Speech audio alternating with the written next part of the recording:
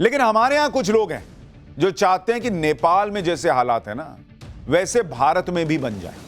ये लोग चाहते हैं कि भारत से नरेंद्र मोदी हट जाएं।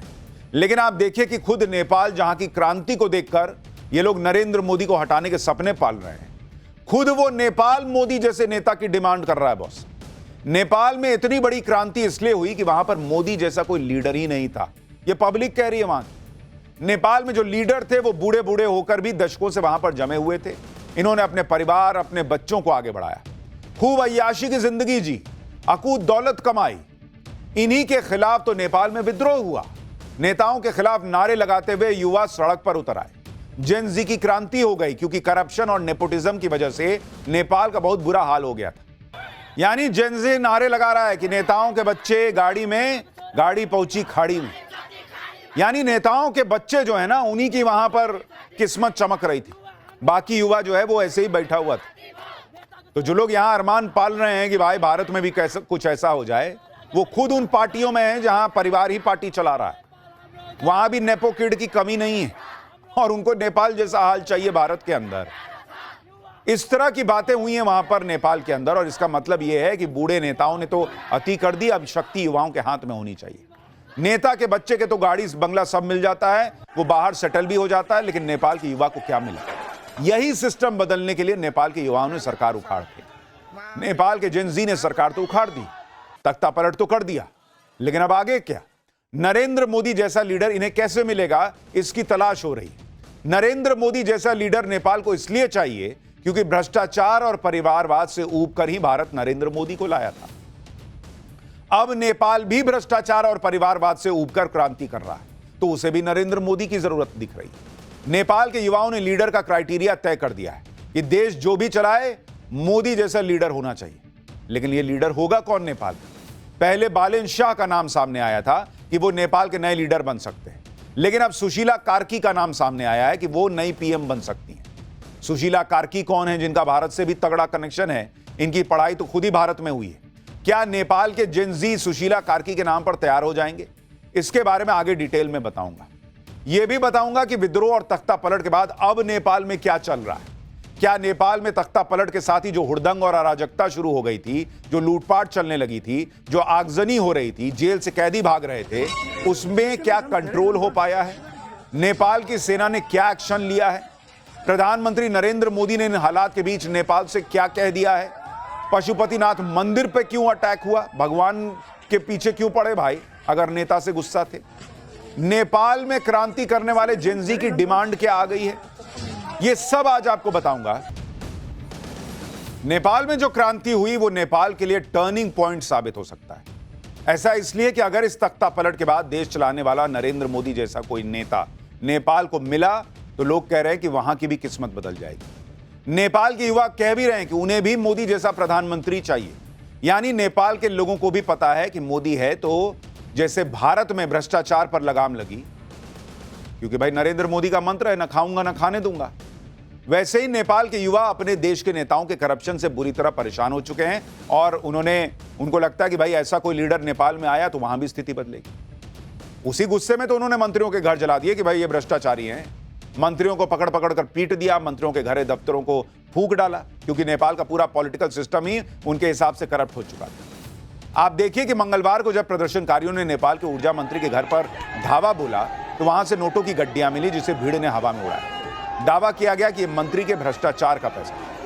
कल प्रदर्शनकारियों ने पूर्व पीएम शेर बहादुर देउबा के घर को भी जला दिया था।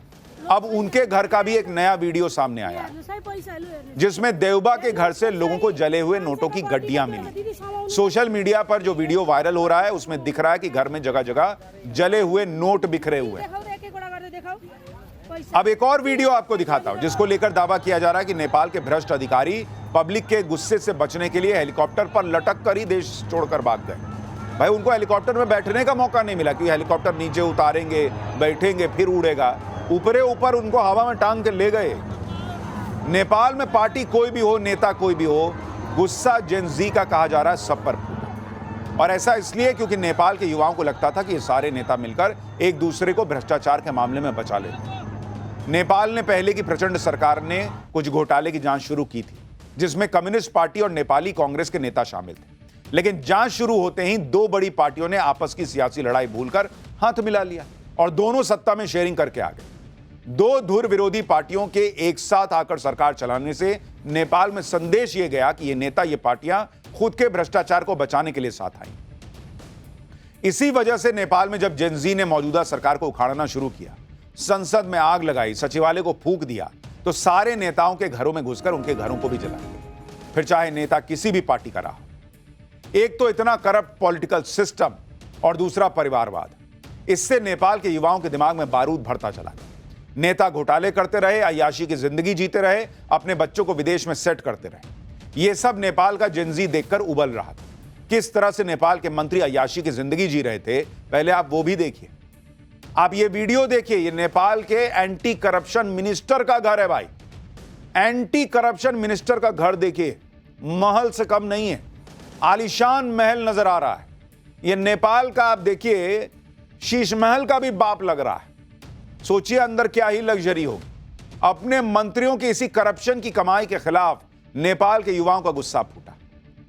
आप एक और वीडियो देखिए, नेपाल के डिप्टी पीएम का जरा घर देखिए। ये घर देखिए डिप्टी पीएम का। इसमें कल प्रदर्शनकारियों ने बवाल मचाया था। आप इस घर की विलासिता देखिए, जिसे देखकर नेपाल के युवा पूछ रहे हैं कि जिस देश के लोग गरीबी में जी रहे हैं, उस देश के मंत्री और नेता के पास इतना पैसा कैसे आ रहा है बॉस कि महल बना ले रहा है।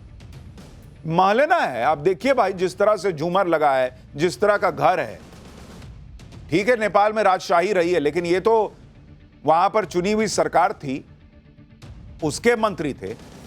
नेपाल के युवाओं का कहना है कि ओली सरकार ने सोशल मीडिया पर बैन ही उनकी आवाज को दबाने के लिए लगाया था। सोशल मीडिया पर नेपाल के युवा नेपो किड यानी नेताओं के उन बच्चों के खिलाफ गुस्से का इजहार कर रहे थे जो अय्याशी भरी जिंदगी जी रहे हैं, जबकि नेपाल के आम बच्चों को अच्छी शिक्षा तक नहीं मिल पा रही। नेपाल के युवा hashtag nepo kid, hashtag nepo baby, hashtag politicians nepo baby Nepal, इस तरह के हैशटैग के साथ अपने देश के नेताओं के बच्चों की लैविश लाइफस्टाइल शेयर कर रहे थे, उनके वीडियो शेयर कर रहे थे। सवाल उठा रहे थे कि टैक्स पेयर्स के पैसे से नेताओं के बच्चे अय्याशी कर रहे हैं।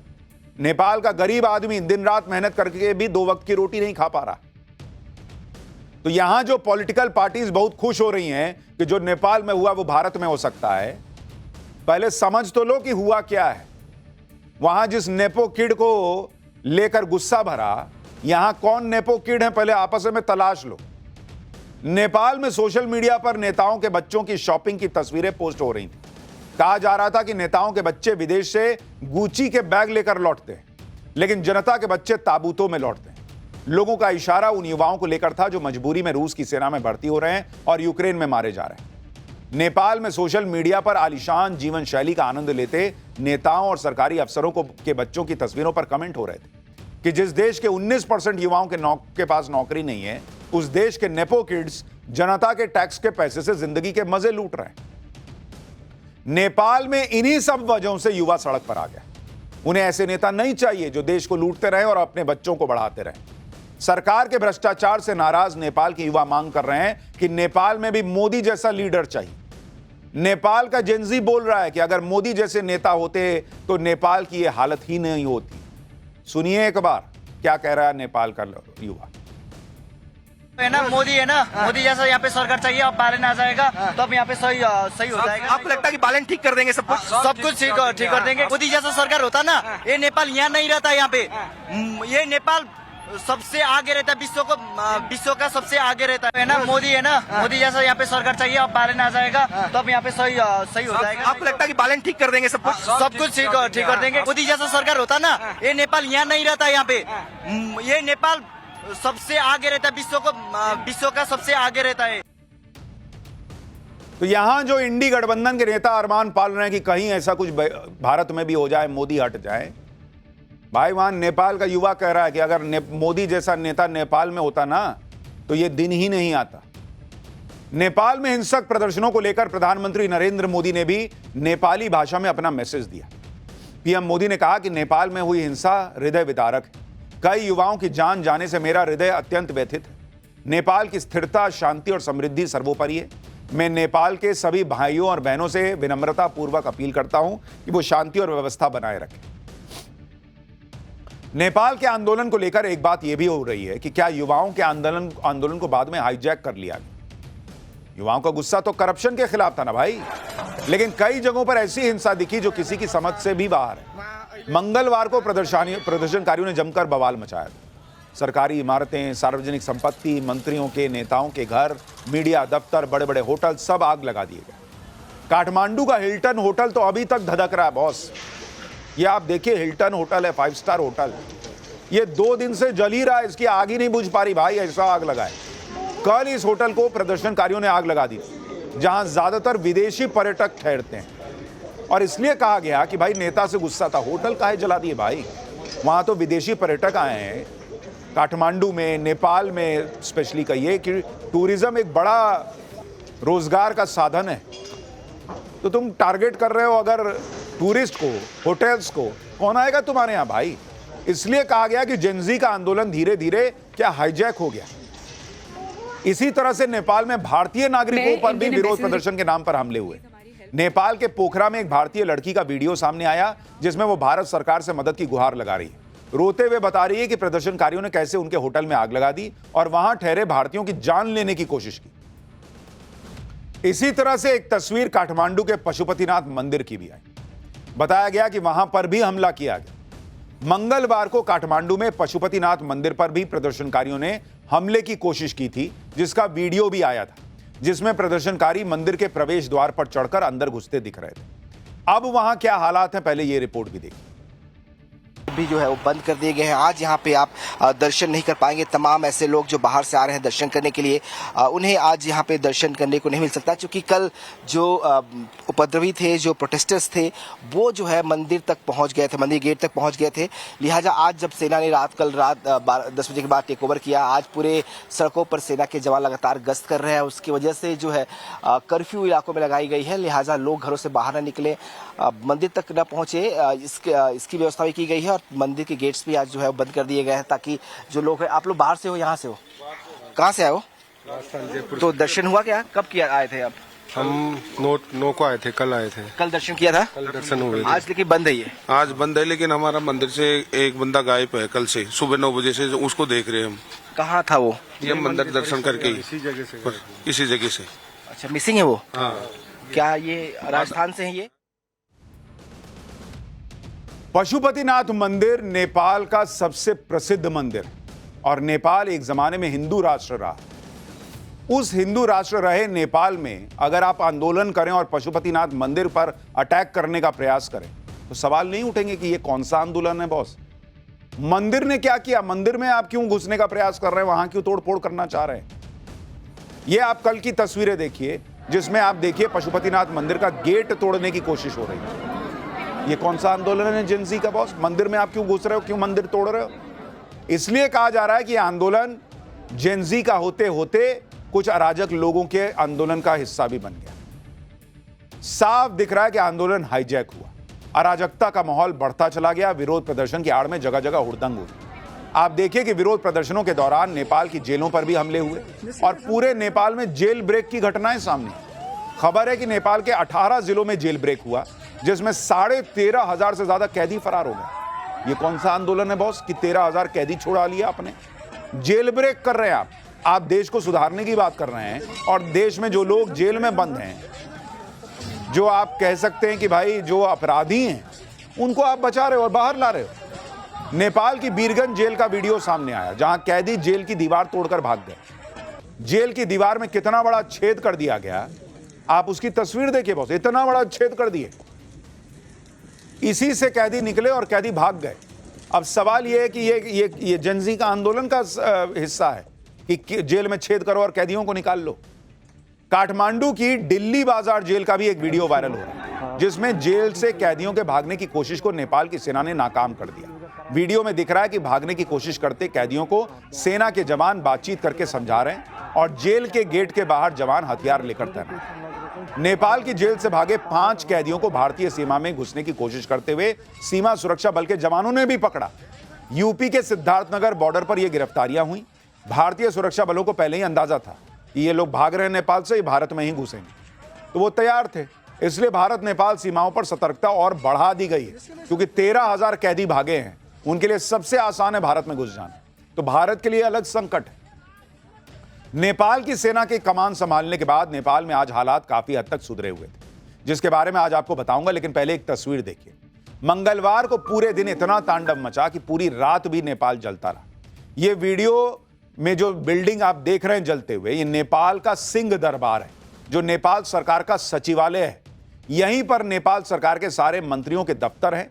कल तक यहीं से ओली सरकार चलती थी, जिसे नेपाल की जनता ने उखाड़ फेंका। प्रदर्शनकारियों ने कल सुबह सिंह दरबार को आग के हवाले किया था, जहां रात भर, आप देखिए, रात भर आग की लपटें उठती रहीं। इस तरह की आग लगाई गई थी। 2 दिन चले हिंसक प्रदर्शनों में 23 लोगों की मौत हो गई और अब नेपाल की सेना ने मोर्चा संभाला। 2 दिन बाद नेपाल की सेना सड़क पर आई मोर्चा संभालने। नेपाल के आर्मी चीफ ने लास्ट वार्निंग दे दी है कि अगर किसी सार्वजनिक संपत्ति को अब नुकसान पहुंचाया तो बख्शा नहीं जाएगा। इसके बाद आज नेपाल में कैसे हालात हैं उसकी तस्वीर देखिए। यह पहली तस्वीर नेपाल की राजधानी काठमांडू समेत कई जगहों पर कर्फ्यू जारी होने की है। सेना चप्पे चप्पे पर अब नजर रख रही है। सड़कों पर तैनात जवान घरों से बाहर निकलने वाले हर शख्स से पूछताछ कर रहे हैं। लेकिन सवाल यह भी उठ रहा है कि सेना 2 दिन से कहां थी? अगर वो आ गई होती तो क्या स्थिति कंट्रोल में हो सकती थी? दूसरी तस्वीर नेपाल के कांतिपुर की है, जहां नेपाल के युवा सड़कों पर उतरकर सफाई अभियान में जुटे। कल हुए हिंसक विरोध प्रदर्शनों की निशानियों को हटाया जा रहा है, सड़कों को साफ किया जा रहा है। आज नेपाल में कुछ शांति है, लेकिन तबाही की निशानियां मौजूद हैं, जो बता रही हैं कि 2 दिन चली हिंसा की आग में नेपाल कितनी बुरी तरह झुलसा। नेपाल के सुप्रीम कोर्ट की 2 तस्वीरें अब आपको दिखाता हूं। एक कल की है और एक जब सुप्रीम कोर्ट की मेन बिल्डिंग आग की लपटों में गिरी हुई थी, और दूसरी आज की है जिसमें आग तो बुझ चुकी सुप्रीम कोर्ट की, लेकिन बिल्डिंग जो है वो आप देखिए कितनी बुरी तरह से जल गई है। बताया जा रहा है कि आगजनी में सुप्रीम कोर्ट के सारे कंप्यूटर और 25,000 केस के फाइलें जलकर खाक हो चुकी। आज नेपाल की संसद की 2 तस्वीरें भी आपको दिखाता हूं।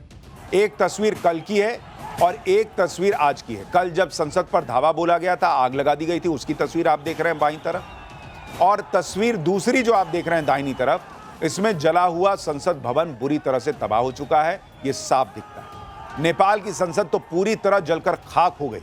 हमारे सहयोगी की एक रिपोर्ट देखिए वहां से, फिर आपको बताता हूं कि जेन जी अब क्या डिमांड लेकर सामने आया है। आग के हवाले पूरी बिल्डिंग को कैसे किया, और देखिए तस्वीरें किस तरीके से आपको हर तरफ ये जो है कांच जो है बिखरा पड़ा है, ये बिल्डिंग को तोड़ा गया है। और देखिए किस तरह से अंदर की तस्वीरें कितनी भयावह है। ये बड़ी बिल्डिंग पूरी काली हो चुकी है, जलकर खाक हो चुका आप कह सकते हैं। जिस तरह आप जहां भी देखेंगे, एक बार अपने कैमरा पर्सन कहें कि वो तस्वीरें आपको दिखा पाए शायद, ये बिल्कुल काली हो गई है पूरी दीवारें यहाँ की आग के से जलाई है। जो झूमर आप देखिए किस तरह से लगे हुए थे, ये सब कुछ किस तरह से तहस नहस किया गया है। ये कमरे अगर हम आपको लेके आए बिल्डिंग के अंदर तो आपको दिखा पाए हम कि देखिए कैसे जो यहाँ के कमरे हैं वो सब कुछ जल चुके हैं, तहस नहस हो चुका है, सब कुछ एक तरह से बर्बाद हो चुका है। देव से कहेंगे एक बार इधर आकर दिखाई। देखिए पूरी बिल्डिंग किस तरह से कोलैप्स हुई है, पूरी की पूरी छत कोलैप्स हो गई है। और देखिए धुआं निकल रहा अभी भी, हिस्सों में इसमें आग जल रही है। ये जो बिल्डिंग है पार्लियामेंट का सबसे खास हिस्सा होता है, हॉल जिसे आप कहते हैं, जहां पे मेंबर ऑफ पार्लियामेंट्स बैठते हैं, यहाँ जो बड़े फैसले होते हैं। देखिए किस तरह की तस्वीरें इस हॉल की हैं, बहुत ही परेशान कर सकती है ये तस्वीरें। ये सोचने पे मजबूर कर सकती हैं कि किस तरह के हालात जो है यहाँ पर बने हुए हैं, किस तरह की कंडीशन यहाँ पर है। यानी पूरी संसद तबाह हो गई। नेपाल में भयंकर तबाही मचाई गई। सेना के एक्टिव होने के साथ ही नेपाल के हालात को कंट्रोल में लाने की कोशिश हो रही है। हालांकि जेनजी आंदोलनकारी अपनी डिमांड पूरी होने तक हटने को तैयार नहीं। उनकी डिमांड क्या है भाई? उनकी डिमांड है कि आंदोलन में मारे गए सभी लोगों को शहीद का दर्जा दिया जाए, शहीदों के परिवार वालों को सम्मान, अभिनंदन और राहत दी जाए, सरकार से जुड़ी वर्तमान प्रतिनिधि सभा को बर्खास्त कर दिया जाए, नेपाल के संविधान में संशोधन हो या इसे फिर से लिखा जाए, अंतरिम अवधि खत्म होने के बाद स्वतंत्र निष्पक्ष चुनाव कराए जाएं, पिछले 30 साल में नेताओं ने जितनी संपत्ति लूटी है उसकी जांच की जाए, नेताओं की अवैध संपत्ति का राष्ट्रीयकरण किया जाए, शिक्षा, स्वास्थ्य, न्याय, सुरक्षा और संचार से जुड़े संस्थानों का पुनर्गठन, बेरोजगारी, पलायन और सामाजिक अन्याय खत्म करने के लिए कार्यक्रम चलाया जाए। नेपाल में पुरानी सरकार का तो तख्ता पलट हो गया, पीएम से लेकर मंत्री तक सब भाग गए। अब अंतरिम सरकार के गठन की चर्चा चल रही। जेन-जी आंदोलनकारियों ने अंतरिम सरकार के मुखिया के सिलेक्शन के लिए ऑनलाइन मीटिंग आयोजित की, जिसमें 5,000 से ज्यादा युवाओं ने हिस्सा लिया। इस बैठक में अंतरिम सरकार के मुखिया के लिए कई नामों पर वोटिंग करवाई गई, जिनमें कौन कौन से नाम है भाई? एक नाम है सुशीला कार्की का। उन्हें सबसे ज्यादा वोट मिले। सुशीला कार्की ने पीएम बनने के लिए शर्त रखी है। 1000 लिखित साइन होने पर ही कह रही हैं कि मैं पीएम बनूंगी। अब तक सुशीला जी को 3500 से ज्यादा समर्थन पत्र मिले हैं। नेपाल के जेनजी आंदोलनकारियों ने पीएम बनने के लिए सबसे पहले बालेन शाह से अपील की थी। बालेन शाह काठमांडू के मेयर हैं और इस आंदोलन के पोस्टर बॉय हैं। लेकिन बालेन शाह ने आंदोलनकारियों की अपील का जवाब ही नहीं दिया। आंदोलनकारियों ने कहा कि बालेन शाह ने उनका फोन ही नहीं उठाया, जिसके बाद वोटिंग कराई गई। जिन सुशीला कार्की को नेपाल के युवाओं के सबसे ज्यादा वोट मिल रहे हैं, वो कौन है और क्यों जेनजी की पसंद बन रही है, अब आपको यह भी बताता हूं। सुशीला कार्की नेपाल की पहली मुख्य न्यायाधीश रही। भ्रष्टाचार के मामलों पर सख्ती के लिए जानी जाती हैं। 2006 में संविधान मसौदा समिति की सदस्य थी। महिलाओं के अधिकारों के लिए काम करती रही हैं। सुशीला कार्की का भारत से भी कनेक्शन रहा है। सुशीला कार्की ने BHU से यानी बनारस हिंदू यूनिवर्सिटी से राजनीति शास्त्र की डिग्री ली है। हालांकि सुशीला कार्की के नाम पर पूरी सहमति बन पाएगी, इस पर अभी कुछ कहना जल्दबाजी हो। लेकिन नए पीएम के तौर पर सुशीला कार्की का नाम इस वक्त सबसे ज्यादा चर्चा में है। नेपाल में जो आंदोलन हुआ है, तख्ता पलट हुआ है, उसके पीछे बहुत से लोग सोशल मीडिया पर नेपाली दैवीय शक्ति को भी वजह बता रहे हैं। सोशल मीडिया से लेकर चौक चौराहों तक पर चर्चा हो रही है। दैवीय शक्तियों की अनदेखी की गई, ऐसी बातें कही जा रही हैं और कहा जा रहा है कि इसी वजह से नेपाल का यह हाल हो गया। कई लोग नेपाल की इन घटनाओं को कुमारी देवी से जोड़कर देख रहे हैं। कुमारी देवी की नेपाल में बहुत पुरानी मान्यता है। कहा जाता है कि कुमारी देवी के चेहरे पर अगर कोई एक्सप्रेशन आ जाता है तो उससे तबाही आती है। कुमारी देवी कौन है और उनको लेकर क्या मान्यता है, वो आपको बताऊंगा। उससे पहले आपको दिखाते हैं कुमारी देवी के चेहरे पर आए भावों की वजह से क्या हुआ, यह दावा किया जा रहा है। ये तस्वीरें पिछले साल की हैं, जब कुमारी देवी की यात्रा निकल रही थी। उस दौरान कुमारी देवी गिर पड़ी थी। इस घटना के बाद नेपाल में बाढ़ बारिश से भारी तबाही हुई थी। अब एक और तस्वीर देखिए जो इसी साल की है। इसमें कुमारी देवी की आंखों में आंसू दिख रहे हैं, चेहरे पर रोने वाला भाव दिख रहा है। और इसी साल नेपाल में जेनजी ने आंदोलन कर दिया। नेपाल का तख्ता पलट हो गया। नेपाल में लोग चर्चा कर रहे हैं कि कुमारी देवी ने पहले ही अनहोनी की आशंका जता दी थी। उनकी आंखों में आंसू इसी के संकेत थे। यानी जब पिछले साल कुमारी देवी गिरी तो बाढ़ बारिश से नेपाल तबाह हुआ, और इस साल कुमारी देवी की आंखों में आंसू आए तो पूरा नेपाल जल उठा, सरकार तक गिर गई। ये लोग चर्चा कर रहे हैं, दावा कर रहे हैं। लेकिन आप सोच रहे होंगे कि कुमारी देवी हैं कौन और कैसे नेपाल में कुमारी देवी की पूजा शुरू हुई, इतनी मान्यता है। कुमारी देवी की पूजा की परंपरा नेपाल में 12वीं या 13वीं शताब्दी में शुरू हुई। मल्ल वंश के राजा जयप्रकाश मल्ला देवी तालेजू के साथ शतरंज खेला करते थे। एक बार राजा ने गलती से देवी को मानवीय भावनाओं से देखा। इससे क्रोधित होकर देवी ने कहा कि अब वो राजा की पूजा स्वीकार ही नहीं करेंगी। राजा को अपनी गलती का एहसास हुआ। इसके बाद उन्होंने देवी से क्षमा मांगी। इस पर देवी ने राजा के सपने में आकर कहा कि वो शाक्य या वज्राचार्य समुदाय की एक बच्ची का चयन करें। उस बच्ची के अंदर देवी अवतरित होंगी। तब से यह परंपरा चली आ रही है। नेपाल में एक बच्ची को कुमारी के रूप में चुना जाता है और मासिक धर्म शुरू होने तक उनकी पूजा की जाती है। अब आपको यह भी बताता हूं कि कुमारी देवी का चयन कैसे किया जाता है। कुमारी देवी के तौर पर बच्ची का चयन शारीरिक और ज्योतिषीय मानदंडों के आधार पर होता है। मान्यता है कि मासिक धर्म शुरू होने तक देवी बच्ची के शरीर में वास करती है। मासिक धर्म शुरू होने के बाद देवी बच्ची का शरीर त्याग देती है, जिसके बाद कुमारी की पूजा देवी के रूप में नहीं होती। कुमारी देवी को दुर्गा या तलेजू भवानी का जीवित अवतार माना जाता है। कुमारी देवी को जमीन पर पैर रखने की भी अनुमति नहीं होती। पुजारी और भक्त कुमारी देवी को गोद में लेकर यात्रा में जाते हैं। मान्यता है कि कुमारी देवी के चेहरे पर किसी भी तरह के हाव भाव नहीं होने चाहिए। अगर हाव भाव बदले, इसका मतलब कुछ संकट आने वाला है। और इसीलिए आप देखिएगा कि जो पिछले बार की तस्वीर है जिसमें वो गिर गई थी, इस बार की तस्वीर है जब आंखों में आंसू हैं, तो उसी को मान लिया गया कि भाई नेपाल में जो हो रहा है ये इसी वजह से हो रहा है। कुमारी देवी की पूजा नेपाल के नेवारी समुदाय की अनोखी धार्मिक परंपरा है। लोग कुमारी देवी की झलक पाने के लिए दरबार स्क्वायर पर कुमारी देवी के घर के बाहर इकट्ठा होते हैं। लोगों का मानना है कि जीवित देवी के दर्शन मात्र से सौभाग्य प्राप्त होता है। नेपाल में मान्यता है कि कुमारी देवी के चेहरे पर किसी भी तरह का कोई एक्सप्रेशन नहीं होना चाहिए। चेहरा एकदम सपाट और भावहीन होना चाहिए। लेकिन कई बार ऐसा हुआ है जब कुमारी देवी के चेहरे पर एक्सप्रेशन आए हैं। कभी आंख में आंसू, कभी वो अचानक सिर पकड़ लेती हैं, तो कभी दर्द से आंख बंद कर लेती हैं। कुमारी देवी के चेहरे पर आने वाले हर एक्सप्रेशन का मतलब वहां के लोग अनहोनी मानते हैं।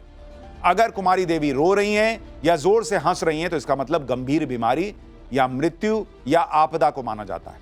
अगर कुमारी देवी रोती हैं या आंखें मलती हैं तो इसका मतलब फौरन मौत या जीवन का आखिरी दिन माना जाता है। अगर कुमारी देवी कांप रही हैं तो इसका मतलब जेल की सजा माना जाता है। यह नेपाल में लोगों में जो मान्यता है वो आपको बता रहा हूं। एक तरफ दुनिया में नेपाल के घटनाक्रम की चर्चा हो रही है, नेपाल की हर बात पर हर जगह पर चर्चा हो रही है। दूसरी तरफ नेपाल के बवाल के बीच फ्रांस में भी सरकार के विरोध में प्रदर्शन शुरू हो गए। सब लोग हैरान हैं कि दुनिया में अचानक से इतनी उथल पुथल कैसे मची है, फ्रांस कैसे सुलग रहा है, जरा उसकी भी एक झलक देख लीजिए। पेरिस में 1 लाख से ज्यादा लोग आज सड़कों पर उतर आए, जिसके बाद पेरिस की सड़कों पर जबरदस्त बवाल कटा। वीडियो देखिए, प्रदर्शनकारियों ने जगह जगह आगजनी की, सड़कों पर रखे डस्टबिन को आग लगाई। नेपाल की तरह फ्रांस में भी सरकारी दफ्तरों पर हजारों प्रदर्शनकारियों की भीड़ ने दावा बोल दिया। पेरिस में इंटीरियर मिनिस्ट्री के दफ्तर को फूंक डाला गया। एक और वीडियो देखिए, कैसे पेरिस के आसमान में धुएं का गुबार उठ रहा है, सड़कों पर गाड़ियों को जला डाला गया। प्रदर्शनकारियों को काबू करने के लिए अकेले पेरिस में 80,000 से ज्यादा पुलिस वाले तैनात करने पड़े, लेकिन प्रदर्शनकारी तब भी काबू में नहीं आ रहे थे। आप देखिए कि पुलिस वालों और प्रदर्शनकारियों के बीच कैसी झड़पें चल रही। इस बवाल को रोकने के लिए पुलिस को बल प्रयोग करना पड़ा, आंसू गैस तक का इस्तेमाल करना पड़ा। दरअसल फ्रांस में लोग राष्ट्रपति इमैनुअल मैक्रों के इस्तीफे की मांग कर रहे हैं। फ्रांस के लोग मैक्रों सरकार की बजट नीति का विरोध कर रहे हैं, क्योंकि मैक्रों सरकार ने बजट में 4 लाख करोड़ रुपए की कटौती कर दी। लोगों की पेंशन पर रोक लगा दी गई, कई सामाजिक योजनाओं में भी कटौती हुई। इसके खिलाफ सोशल मीडिया पर ब्लॉक एवरीथिंग मूवमेंट अभियान शुरू किया गया था, जो आज फ्रांस की सड़कों पर उतर आया। फ्रांस में कुछ दिन पहले ही पीएम को इस्तीफा देना पड़ा।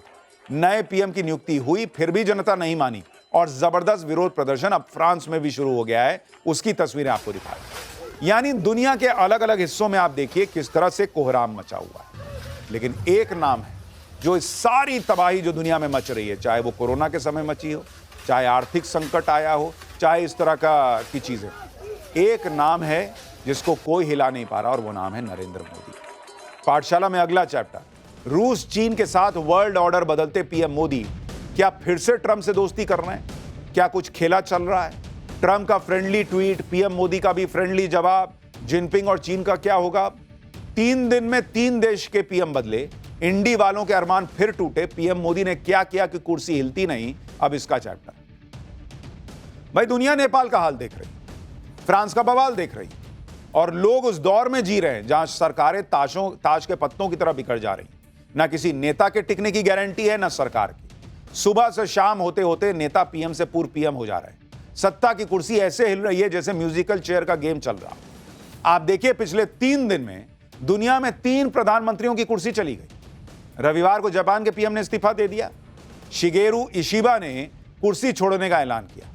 सोमवार को फ्रांस का नंबर आया, फ्रांस के प्रधानमंत्री फ्रांसवा बायरू की सरकार चली गई। मंगलवार को नेपाल का नंबर आया, केपी शर्मा ओली की सरकार हट गई, उनको तो बच के भागना पड़ा। 3 दिन में 3 सरकारें गिर गई हैं बॉस। भारत में भी विपक्ष इसी तरह की उथल पुथल की आस लगाए बैठा है, क्योंकि चुनाव में तो मोदी को हरा नहीं पा रहे, तो इनको लगता है कुछ हो जाए, ऐसा ही कुछ लकी ड्रॉ लग जाए। ये भारत है बॉस। ऐसा सपना 200 साल भी देखिएगा ना तो भारत में आग लगने का सपना पूरा नहीं होगा। नरेंद्र मोदी की कुर्सी चली जाए, ये लोग सपना तो बहुत देख रहे हैं, लेकिन यहां नरेंद्र मोदी हैं जिन्होंने मजबूती से मोर्चा पकड़ा हुआ है। जब भारत के बगल में एक के बाद एक सरकारें गिर रही हैं, तख्ता पलट हो रहा है, अगले पल क्या हो जाए क्लियर नहीं है, उस दौर में नरेंद्र मोदी 22 साल आगे की प्लानिंग में लगे हुए हैं। क्योंकि पिछले 11 साल में नरेंद्र मोदी ने तगड़ा होमवर्क पूरा किया, ऐसी मजबूत और स्थिर सरकार दी है कि बड़े से बड़े तूफान भारत को हिला नहीं पाए। जैसे अमेरिका ने टैरिफ तूफान का भारत की तरफ मुंह मोड़ दिया, लेकिन अब ऐसा लग रहा है कि पीएम मोदी की कूटनीति के आगे यह तूफान ज्यादा दिन टिक नहीं पाएगा। भारत के खिलाफ टैरिफ वॉर ज्यादा दिन नहीं चलेगा, जो हमने आपको पाठशाला में कहा था कि ये डोनाल्ड ट्रंप रास्ता ढूंढ रहा है साइड से दोस्ती करने का, और इसके संकेत अब खुद अमेरिका के राष्ट्रपति ट्रंप ने दे दिए। डोनाल्ड ट्रंप ने भारत को लेकर क्या लेटेस्ट बयान दिया है, ट्रंप के बयान पर पीएम मोदी ने क्या कह दिया, कैसे दुनिया में नेता और सरकारें बदल रही हैं लेकिन पीएम मोदी टिके हुए हैं, नरेंद्र मोदी ने लंबी पारी खेलने वाला कौन सा होमवर्क पूरा कर लिया है, चीन का अब क्या होगा अगर मोदी और ट्रंप फिर से दोस्त बन रहे हैं, वर्ल्ड ऑर्डर बदलने का क्या होगा, ये सारी बातें होंगी। लेकिन पहले एक झलक देखिए।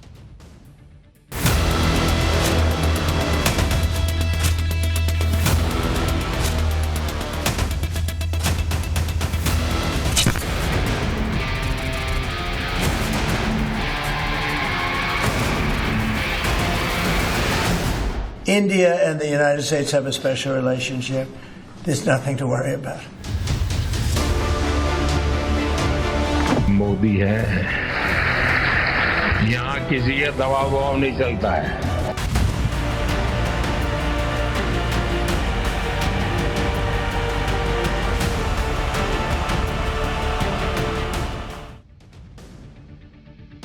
दुनिया में मची उथल पुथल के बीच आप नरेंद्र मोदी को उस बैट्समैन की तरह समझ सकते हैं जिसके सामने विकेट पर विकेट गिर रहे हैं और दूसरे एंड से नरेंद्र मोदी पिच पर न सिर्फ टिके हुए हैं बल्कि चौके छक्के मार रहे हैं। आपको एक आंकड़ा दिखाता हूं जिससे आपको यह समझ आएगा कि जिस चीज के लिए दुनिया तरस रही है भारत में नरेंद्र मोदी ने उसे कैसे कायम रखा हुआ है, और वो चीज है राजनीतिक नेतृत्व की स्थिरता। नरेंद्र मोदी 2014 में प्रधानमंत्री बने। अगर आप तब से देखें तो ज्यादातर देशों में सरकार और नेता दोनों बदल गए, लेकिन भारत में मोदी का चेहरा और मोदी की सरकार टिकी हुई है। जैसे साल 2014 से नेपाल में 8 बार पीएम बदल गए, 11 साल में पाकिस्तान में 4 पीएम बदल चुके हैं, यूनाइटेड किंगडम में 11 साल में 5 पीएम बदल चुके, श्रीलंका में 4 राष्ट्रपति बदल गए, जापान में 5 साल में 4 नए प्रधानमंत्री आ गए, अमेरिका में 3 राष्ट्रपति बदल गए। यानी दुनिया इधर से उधर हो गई, भारत में एक नाम नरेंद्र मोदी टिके हुए। और इसीलिए भारत की इकोनॉमी रॉकेट बनी हुई है। दुनिया भारत को सम्मान दे रही है कि बॉस हमसे नहीं हो पा रहा, ये मोदी कैसे कर रहा है। हमसे इकोनॉमी नहीं संभल रही है, आदमी रॉकेट बनाए हुए है। हमसे महंगाई नहीं कंट्रोल होती है, भाई ने पकड़ के रखा कि डबल डिजिट तो जाना दूर, 6 के पार ना जाना, अंदर आओ, अंदर आओ, चलो अंदर चलो। यूके में तो इतनी राजनीतिक अस्थिरता हो गई कि वहां पर एक साल में 3 प्रधानमंत्री बदल गए। इसी तरह से फ्रांस को एक साल में 4था पीएम मिला है। अभी तो आपको कुछ ही देशों का हाल बताया। कोविड के बाद तो दुनिया में सरकारों के तेजी से बदलने की लहर चल रही थी। इसलिए नेपाल में भी मोदी मोदी हो रहा है बॉस, कि नेपाल में अगर मोदी जैसा नेता होता तो स्थिरता होती, करप्शन ना होता।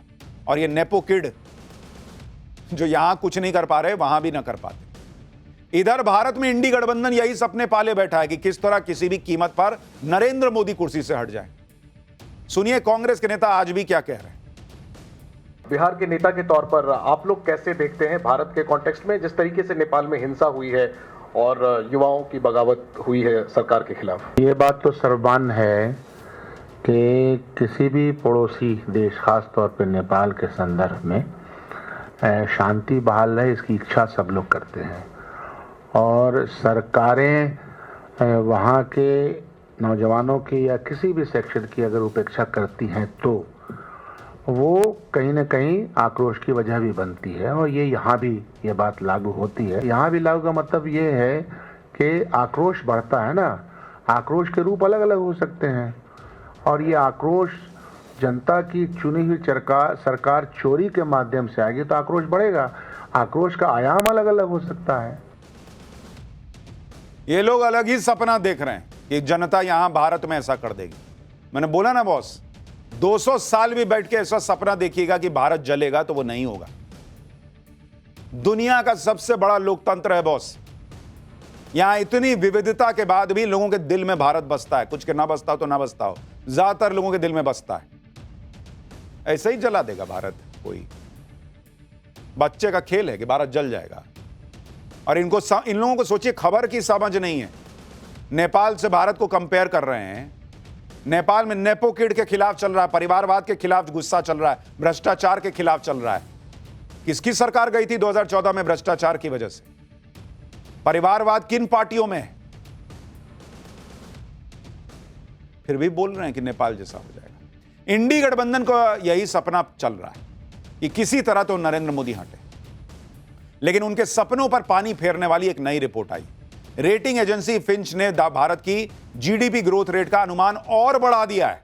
अब आप देखिए कि नया अनुमान क्या आया है, जो 2025-26 के लिए जीडीपी ग्रोथ का अनुमान, ये नया अनुमान आया है। टैरिफ लगने के बाद का आपको हाल बता रहा हूं।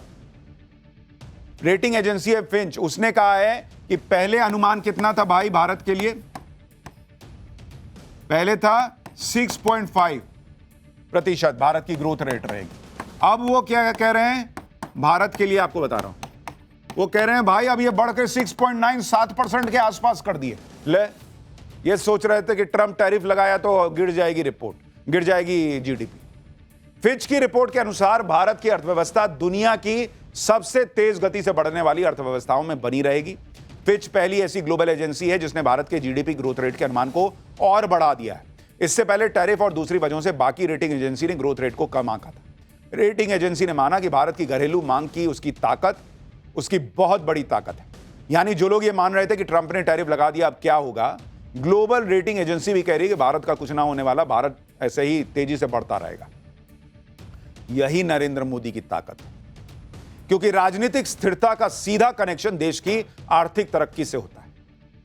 देश ने नहीं देखा है 90s में क्या होता था, खिचड़ी सरकार चल रही है, सरकार बचाने के लिए किसी तरीके से ये ना करो वो ना करो हिसाब चल रहा है। या यूपीए के जमाने में क्या होता था। दुनिया के जिन देशों में उथल पुथल मची है उसके पीछे कारण इकोनॉमिक डाउनफॉल भी है, जबकि नरेंद्र मोदी ने भारत की इकोनॉमी की रफ्तार को टॉप स्पीड में बना रखा है। इसलिए इंडी गठबंधन के अरमानों पर हर बार पानी फिर जाता है।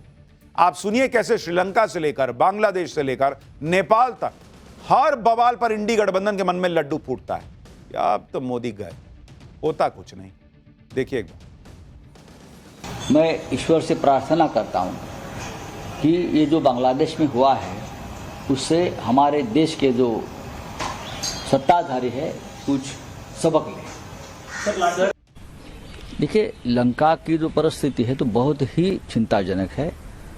हिंदुस्तान उस राह पर है, उस मोड़ पर है, हमको अभी संभालना होगा।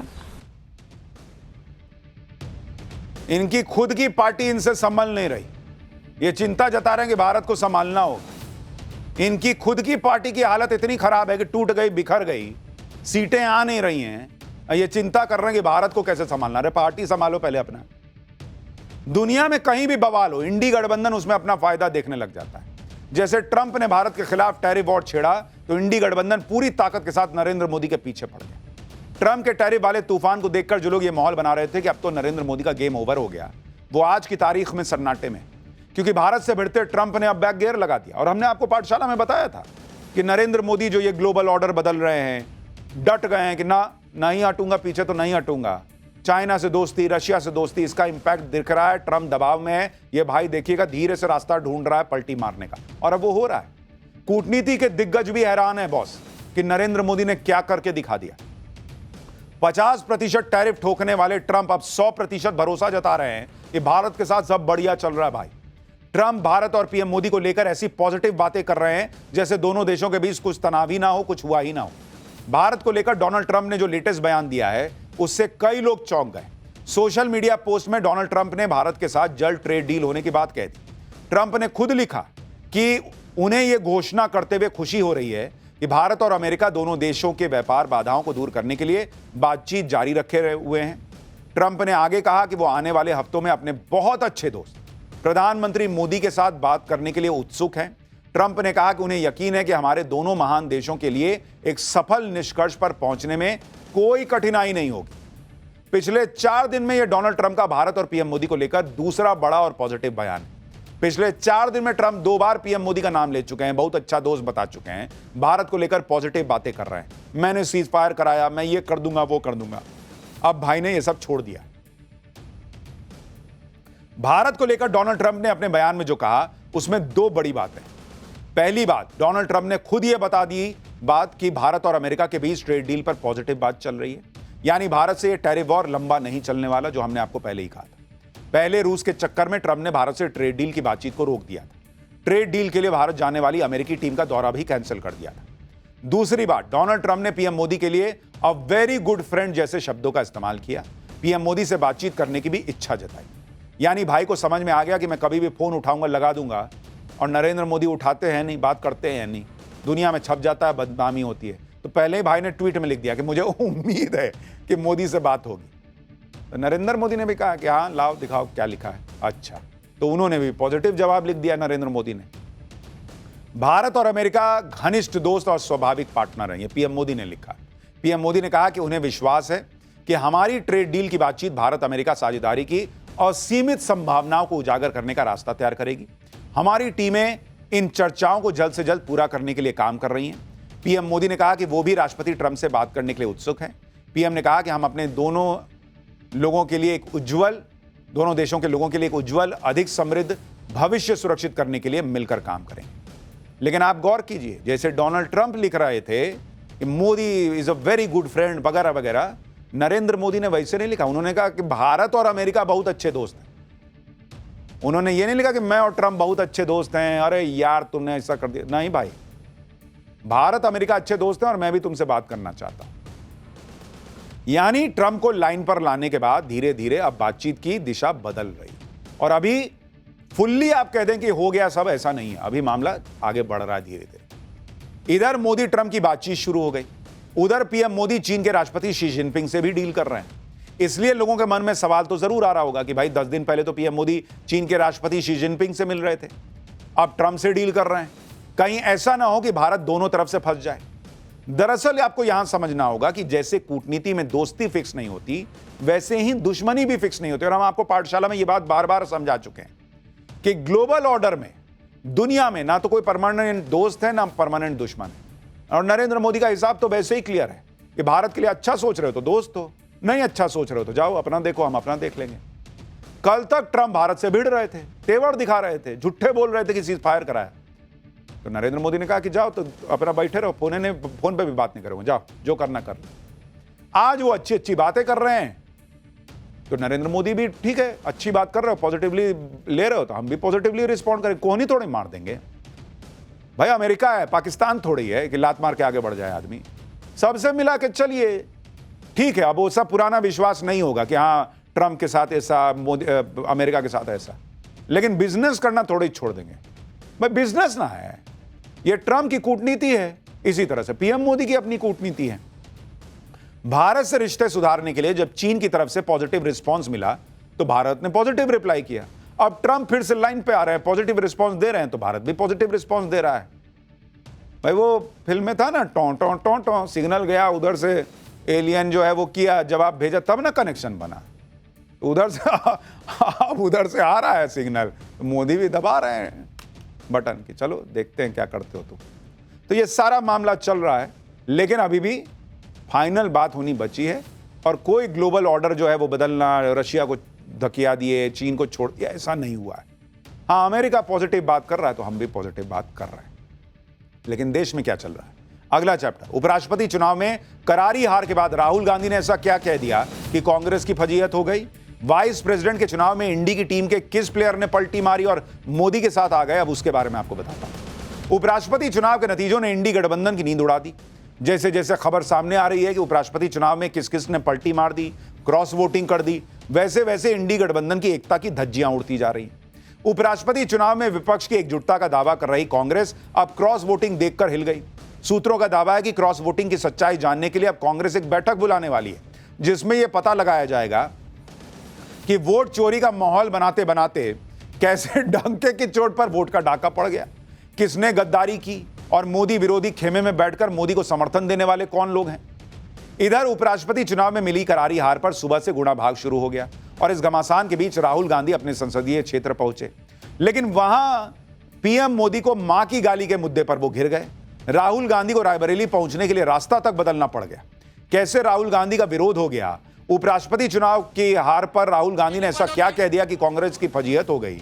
साथ में बात इंडी टीम के उन प्लेयर्स की होगी जो पलटी मार के मोदी के साथ आ गए, लेकिन पहले जरा झलक देखिए।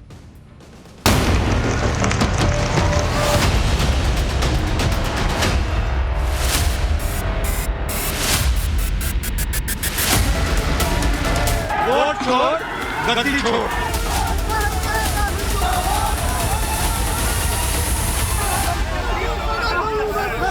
देखिए, क्रॉस वोटिंग की बात कौन कर रहा है? ये इंडी के कुछ लोग कर रहे हैं। हमारे जितने वोट थे वो आंकड़ा हमारे पास आया। ये बंधक बना लेते हैं, सबको घर में रख लेते हैं और क्रॉस वोटिंग करवाने में माहिर हैं।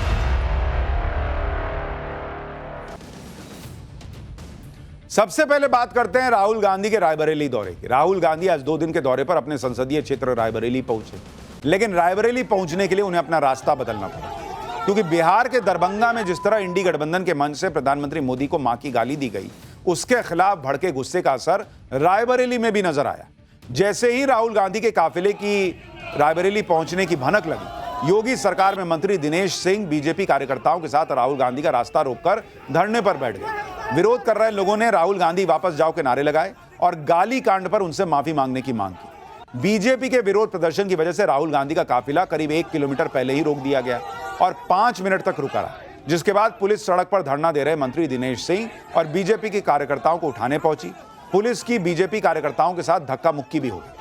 राहुल गांधी के खिलाफ मोर्चा खोलने वाले दिनेश सिंह ने ही लोकसभा चुनाव में उनके खिलाफ चुनाव लड़ा था। दिनेश सिंह ने दावा किया है कि विरोध की वजह से राहुल गांधी को रास्ता बदलना पड़ गया और जब तक वो पीएम मोदी को मां की गाली के मुद्दे पर माफी नहीं मांगेंगे, उन्हें इसी तरह के तीखे विरोध का सामना करना पड़ेगा। एक बार दिनेश सिंह को सुनिए, फिर बताता हूं राहुल गांधी के पोस्टर के बारे में।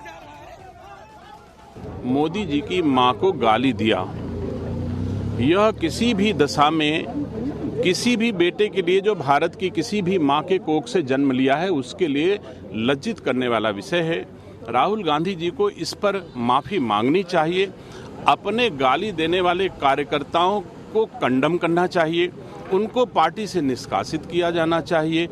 स्वयं ही कह देते कि मैं जो हमारे कार्यकर्ताओं ने किया उसके लिए मैं लज्जित हूं, तो शायद लगता कि यह उचित है। लेकिन राहुल गांधी जी इस प्रथा को बढ़ाना चाहते हैं।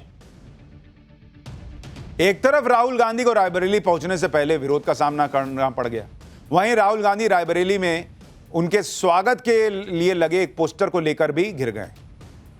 इस पोस्टर में राहुल गांधी के साथ अखिलेश यादव और तेजस्वी यादव की तस्वीर लगा दी गई। रायबरेली में जगह जगह लगे इन पोस्टर्स में इन तीनों नेताओं को ब्रह्मा, विष्णु और महेश के तौर पर दिखा दिया गया और पोस्टर में लिखा नजर आया, इंडिया की अंतिम आशा, कलयुग के Brahma, Vishnu, Mahesh.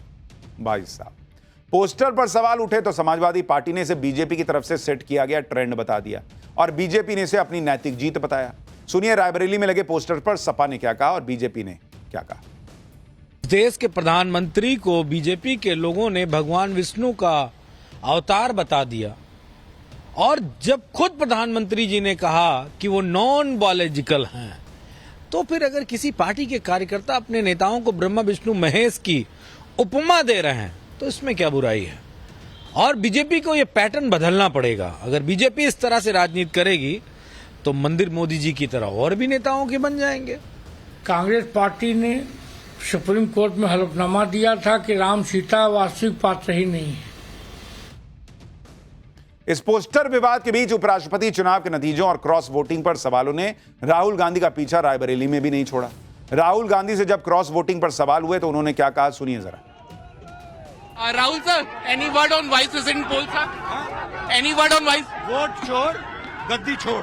Sir, you think that this is also a vote chori, sir? Yeah, 100%. Rahul sir, sir, do you think this is against another vote chori? 100%. It's going on all over the country, all over UP. Vote चोर, गद्दी छोड़। कल लोग मजे मजे में कह रहे थे कि कहीं कांग्रेस या इंडी वालों के 15 वोट कम पड़े हैं, राहुल गांधी वोट चोरी ना करें। और राहुल गांधी सच में वोट चोरी कह दिया कि या 100% वोट चोरी है ये। अब उनकी फजीहत हो रही है पार्टी की कि क्या बॉस, अब उपराष्ट्रपति चुनाव में सबके सामने बैलेट में वोट पड़ा, आपके लोगों ने क्रॉस वोटिंग कर दी, वोट चोरी कैसे हुई। राहुल गांधी उपराष्ट्रपति चुनाव में वोट चोरी का आरोप लगाकर एक तरह से अपनी ही पार्टी की फजीहत करवा रहे हैं, क्योंकि कांग्रेस ने चुनाव से पहले मॉक पोल भी करवाया था ताकि यह तय किया जा सके कि इंडी के सभी सांसद अपने कैंडिडेट को वोट डालें और सही तरीके से डालें। बीजेपी ने उपराष्ट्रपति चुनाव में एकजुटता का दावा करने वाली कांग्रेस और इंडी गठबंधन के क्रॉस वोटिंग के मामले पर घेरा। दावा किया है कि एनडीए के कैंडिडेट सीपी राधाकृष्णन को 452 वोट इसलिए मिले क्योंकि इंडी गठबंधन के कई सांसदों ने उनका समर्थन दिया। एनडीए ने इसका गणित समझाते हुए बताया कि उपराष्ट्रपति चुनाव में कुल 767 सांसदों ने वोट डाला, 15 वोट अवैध करार दिए गए, यानी चुनाव में 752 वैलिड वोट पड़े। बीजेपी और एनडीए ने 24 वोटों की क्रॉस वोटिंग होने का दावा किया है। एनडीए का दावा है कि उसे उम्मीद से 14 वोट ज्यादा मिले। एनडीए के मुताबिक उसके पास कुल 427 वोट थे और वाईएसआर कांग्रेस का समर्थन मिलने के बाद यह संख्या 438 पहुंच गई। लेकिन उपराष्ट्रपति चुनाव में एनडीए को 452 वोट मिले। इस बीच सूत्रों ने दावा किया कि आम आदमी पार्टी के 6 सांसदों, आरजेडी के 3 सांसदों और झारखंड मुक्ति मोर्चा के 1 सांसद ने क्रॉस वोटिंग की है। यह सूत्रों का दावा है। अब यह भी देखिए कि उपराष्ट्रपति चुनाव में एनडीए कैंडिडेट की जीत के बाद बीजेपी के नेता क्या कह रहे हैं। किरेन रिजिजू जो केंद्रीय मंत्री हैं, उन्होंने कहा कि उपराष्ट्रपति चुनाव में एनडीए कैंडिडेट के पक्ष में अंतरात्मा की आवाज सुनकर वोट डालने वाले इंडी गठबंधन के कुछ सांसदों का विशेष धन्यवाद। पीयूष गोयल ने कहा कि एनडीए की ताकत 427 थी, हमें 25 अतिरिक्त वोट मिले। यह दिखाता है कि पीएम मोदी की नीतियों और नेतृत्व पर विपक्षी सांसदों का भरोसा है। तो ऐसे ही तमाम लोगों ने जो है वो अपनी बातें कही। कांग्रेस नेता मनीष तिवारी ने क्रॉस वोटिंग के दावों को गंभीर मामला बताया और इंडी गठबंधन को इस मुद्दे पर आत्म मंथन की नसीहत दी। बंगाल की मुख्यमंत्री ममता बनर्जी के भतीजे और टीएमसी सांसद ने भी माना कि उपराष्ट्रपति चुनाव में क्रॉस वोटिंग हुई है। एक बार सुनिए मनीष तिवारी।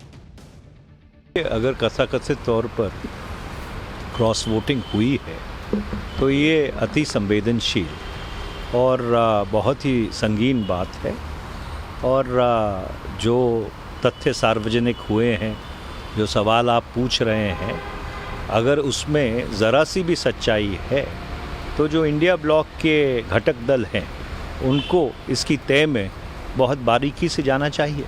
जैसे मैंने कहा कि खास करके कुछ पार्टी ऐसा है, स्पेशली राज्यसभा में कुछ लोगों को हमको देखने को मिला है जहाँ पे कुछ लोग हो सकता है उनके पार्टी से चुने गए हो, लेकिन अभी भी एकदम साफ बीजेपी के साथ अलाइंड है। ये तो आप लोगों को देखने को मिला है। आम आदमी पार्टी का एक राज्यसभा मेंबर का एग्जांपल मैंने आपको दिया, हो सकता है ऐसे 4-5 मेंबर्स हो। यानी राहुल गांधी जिसे वोट चोरी 100% वोट चोरी बता रहे हैं, उन्हें उनके खुद के साथी बता रहे हैं कि इसे क्रॉस वोटिंग कहते हैं भैया।